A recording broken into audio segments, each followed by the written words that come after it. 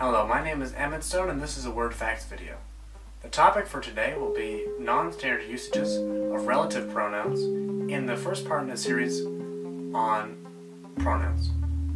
In this series, however, I will not be discussing the third-person singular usage of they as it relates to certain people who want to be called it, because that controversy is a social one, not a linguistic one.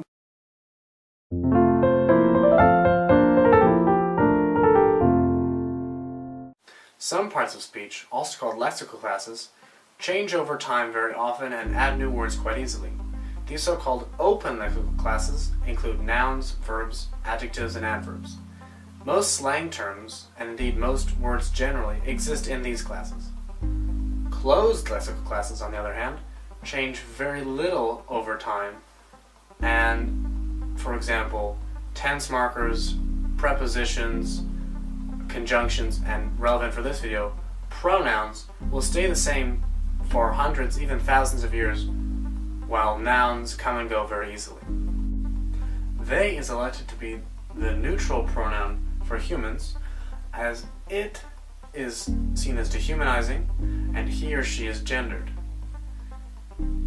Animals can be called it, and more significantly, infants can be referred to as it, but this suggests a certain level of differentiation between a perception of infants and the collective perception of what humanity is. It would seem then that for this reason, that, as a relative pronoun, would be unacceptable to use in reference for people. For example, one would say, the man who is nice versus the tea that is nice.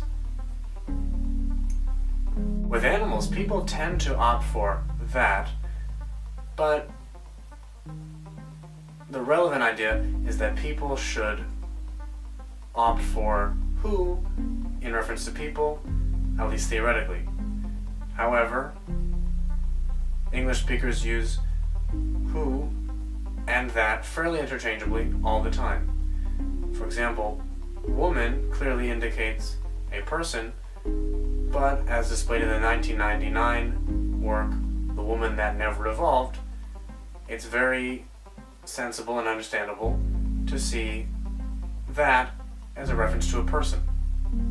Indeed, neither prescriptivists nor proponents of politically correct language would have strong objections to that.